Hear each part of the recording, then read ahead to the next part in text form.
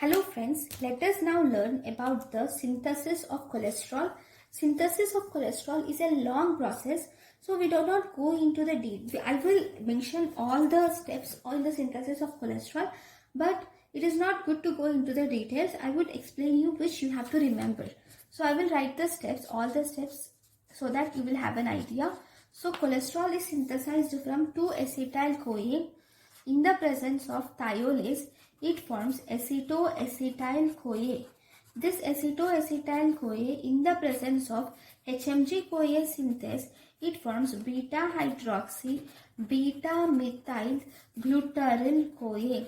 This beta-hydroxy beta-methyl glutaryl-CoA, in the presence of HMG reductase, it forms mevalonate. This mevalonate, in the presence of mevalonate kinase, it forms phosphomevalonate. This phosphomevalonate, in the presence of phosphomevalonate kinase, it forms 5-pyrophosphomevalonate. This 5-pyrophosphomevalonate, in the presence of kinase, it forms 3-5-pyrophosphomevalonate. This 3-5-pyrophosphomevalonate, in the presence of decarboxylase, it forms isopentenyl pyrophosphate. Okay, this isopentenyl pyrophosphate, in the presence of isopentenyl pyrophosphate isomerase, it forms dimethyl allyl pyrophosphate. This dimethyl allyl pyrophosphate, in the presence of cis-prenyl transferase, it forms geranyl pyrophosphate. This geranyl pyrophosphate, in the presence of cis-prenyl transferase, it forms farnesyl pyrophosphate. This farnesyl pyrophosphate, in the presence of squalene synthase, it forms squalene. This squalene, in the presence of epoxide hydroxylase cyclase, it forms lanosterol. This lanosterol, at the end, in the presence of squalene synthase, it forms cholesterol. So these are the steps. We will even incorporate the enzymes in between. Okay.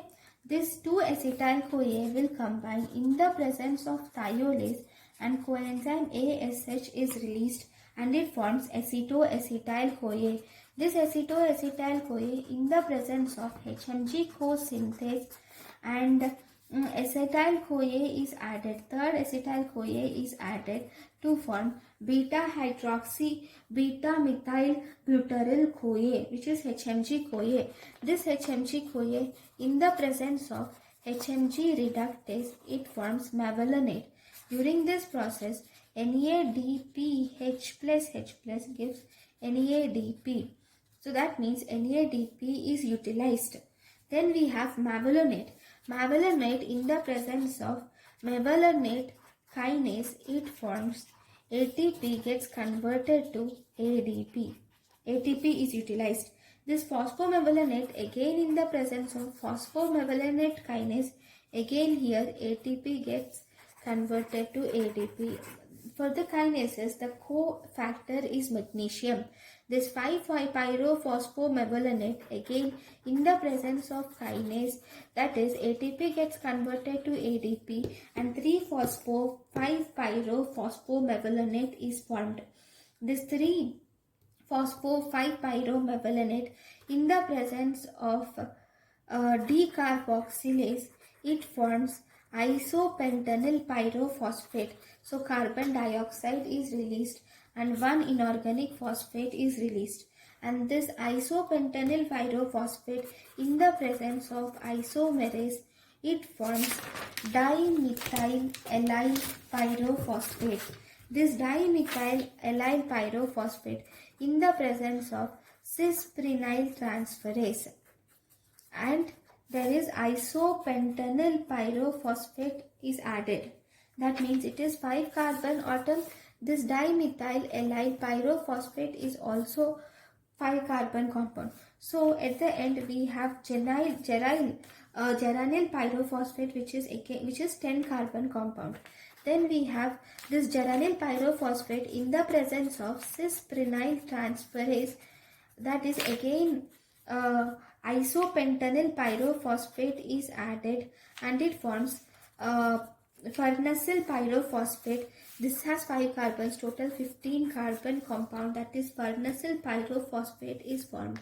This farnesyl pyrophosphate again it combines with isopentenyl pyrophosphate and it releases pyrophosphate, and during this process, this is a process of squalene synthase.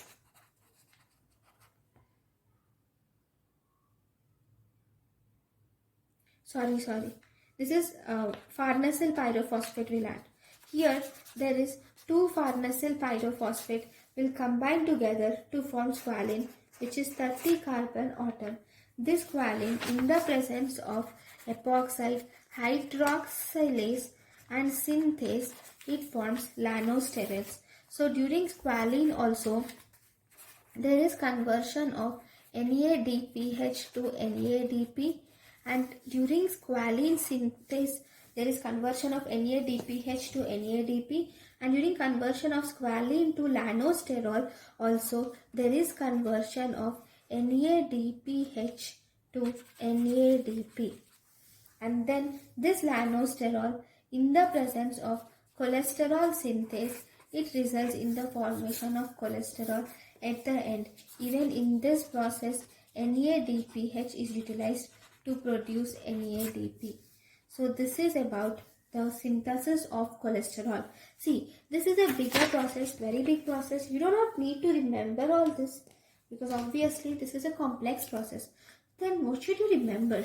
So this acetyl-CoA conversion to acetoacetyl-CoA and then to HMG-CoA and then to mevalonate. Till here you should remember for sure. And this HMG-CoA reductase is actually the rate limiting enzyme. Okay, so this process should definitely be remembered. Then you can remember as from mevalonate there will be series of kinases will form and it results in this isopentenyl pyrophosphate. From isopentenyl pyrophosphate you should remember the intermediates. Just the intermediates, you don't need to remember the enzymes and how it occurs. The only thing is intermediates should be remembered.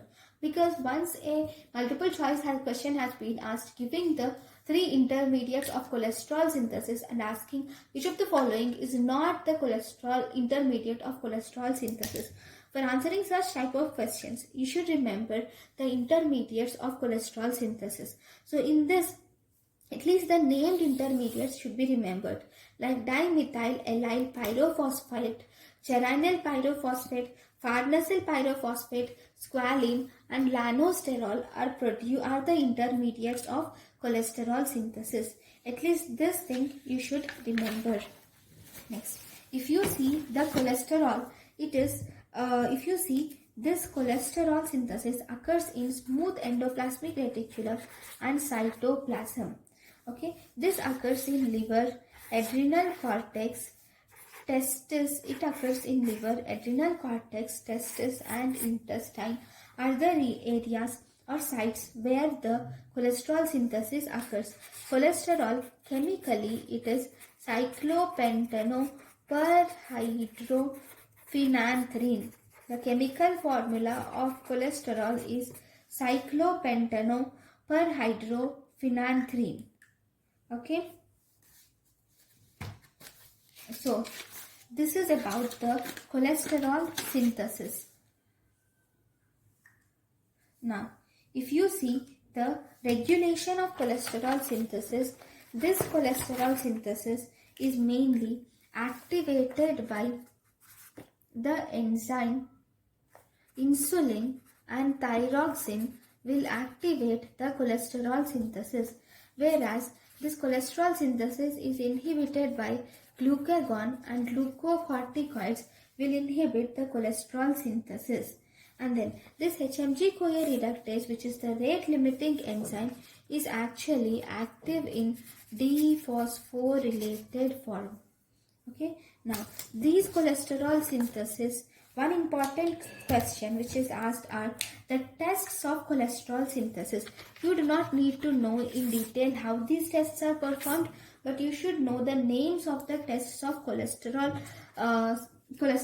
So that is one, it is Lieberman-Burchard test. We have Lieberman-Burchard test.